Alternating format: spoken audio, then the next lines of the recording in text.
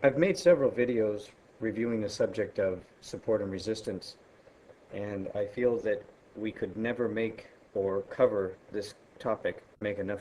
So here we go again with the dollar yen. This is the 30-minute chart. Now, here we have a clear range of consolidation. There really isn't any confusion here as far as trying to call this a support, I'm sorry, a resistance level, or this one. But for those who are new to this method, it might be a little bit confusing. You're trying to find the most significant price swing or high and low to identify consolidation. Here, with this low range here, we have no problem. We know that there's one spike low. Taking our crosshairs, we want to look to see if anything lined up and hit twice, maybe 3 times, that kind of thing. But for the most part, we know that this is a clear low. So this is the low of our consolidation. This is the high right in here. But we've got to go with what started the price swing. Here is a clean price swing that moves all the way up, makes a new high, and stops. Nothing goes any higher than that. If the 30-minute chart shows this price swing a little choppy with some retracements in here, as you can see, we've got a couple of little pullbacks in here. Go to the 1 hour chart. And the 1 hour chart is going to show all that price activity much more smoother. And if that doesn't help, then go to the 4 hour chart. Here's the 4 hour chart. So you follow what I'm saying here, that trying to identify significant support and resistance on a smaller time frame where you are able to identify your entry, when you go down to these smaller time frames, it makes it difficult to identify and keep track of the most significant support and resistance on the larger time frames. So just click, if you've got MetaTrader or whatever chart package you're using. Here's the 30-minute. This is the 1 hour chart. Again, here's that price swing. We're looking for a clean, clear price swing. Once again, here it makes a high, everything else goes sideways after that. Nothing really goes too much higher. Now, if this was, for example, a small tweezer and price moved a little bit higher, I'd probably start off with this line here, recognizing the move higher, but noticing that no candle bodies closed above that resistance level. And I'd still use that as my potential first line of resistance, watching for price to break out either above or below that range. So again, we've got support and we've got resistance. Now, my trading method, the 30-minute scalping method, I'm looking to use that candle pattern, the Tech 1 candle pattern, at very specific locations. One of two places. Either at major support or resistance, taking into consideration consolidation here. For example, here's consolidation. It's possible to call this high and this low a pretty significant resistance, or support and resistance level on this time frame. This is a 30-minute chart. So it's possible that you could trade the Tech 1 candle pattern when it hits support here or when it hits resistance. However, it hasn't yet.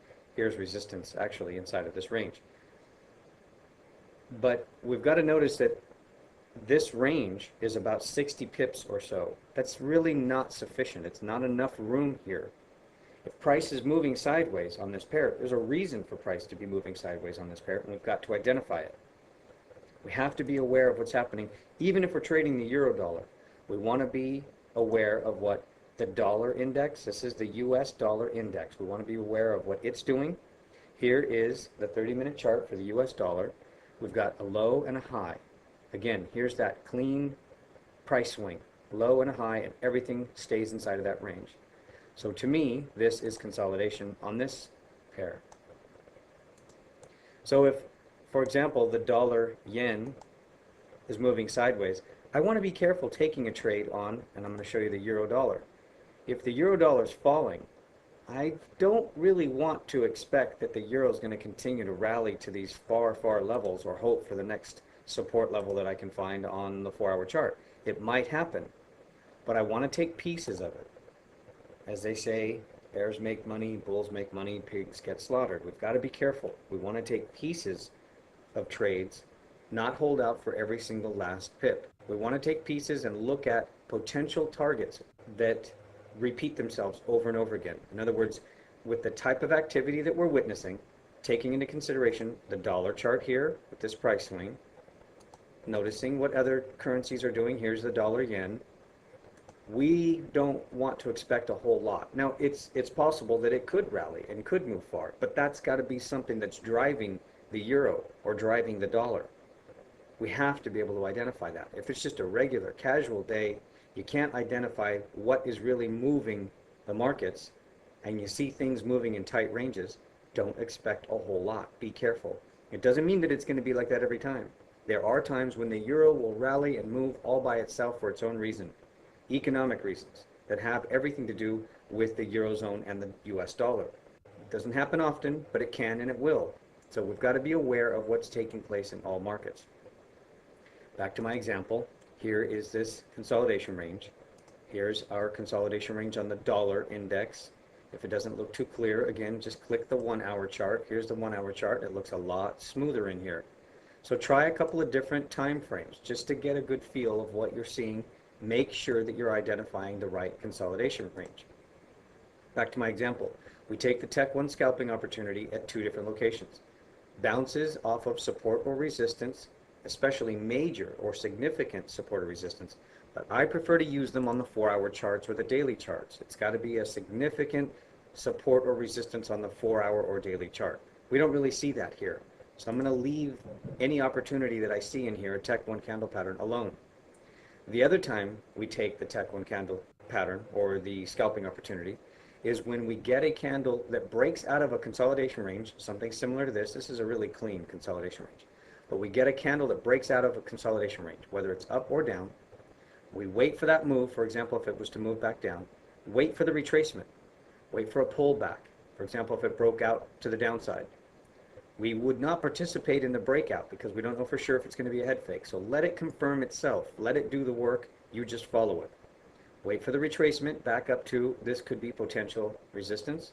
Remember, old support can turn into potential resistance. And it doesn't have to be exact. It might hit it on the number and not go any farther. It might move a little bit further. Sometimes it won't even hit it, yet still qualify and give you that retracement, that Tech 1 candle pattern to short it again.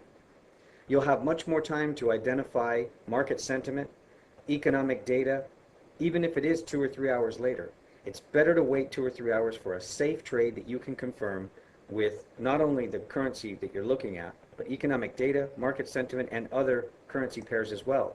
Because it's possible you might see something that sets up on the US dollar that also confirms a trade here. Let's go to the the euro dollar. Here is a perfect example of just such a trade. We've got a continuation signal candle here, which is, here is this consolidation range. I drew it a little bit lower here, but we've got a high and a low, and for the most part, everything moves inside. Here's non-farm payroll. This was June 5th, non-farm payroll. Everything moves sideways. It's still a range of consolidation. It may be a big range, but it's still consolidation. Once we get that candle that closes below that low, on the 1 hour chart, we wait for the pullback, and here's our Tech 1 candle pattern. But before I go to the 30-minute chart, I want to identify that candle. Let's do it with a check sign. So again, here's our continuation signal candle. Here's the breakout candle of this consolidation range right in here. So we wait for a safer entry. We wait for this pullback. Here's our Tech 1 candle pattern. This is the 1 hour chart. We'll go to the 30-minute chart. It gives us a smaller stop. If we enter here with this candle closing and breaking outside of this consolidation range, well, we're for the most part going to have to just pick a stop loss number, and that's not always the safest thing to do. So we need to minimize the stop by identifying a clean price swing and candle pattern. Let's go to the 30-minute chart. Here is our Tech 1 candle pattern. So you'll notice how clean all of this is. It's easy to see. Toggle back and forth between the 1 hour, identifying your breakout candle, and the 30-minute, looking for the Tech 1 scalping opportunity. Here's all of this indecision. There was not a Tech 1 candle pattern in here until this candle closed. We enter on the close of this candle, and here's our profit. There are other opportunities, but this is really what sets up this breakout. And again, trying to identify these clean, clear support and resistance levels will help you identify whether or not you're seeing the correct Tech 1 trade.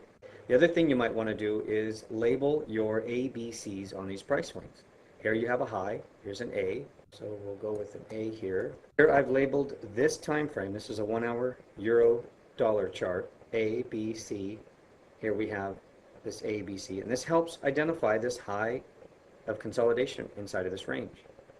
It really does help. So keep track of your A, Bs on any time frame that you're trading off of. It doesn't matter if it's a 30-minute or a daily chart. These trades will set up all over the place on just about every currency pair.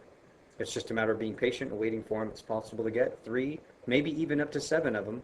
They all work effectively. We're using a 1-for-1 risk to reward ratio. We're looking for 20 or 25 pips as a target and 20 or 25 pips as a stop loss. And the trades work relatively quick.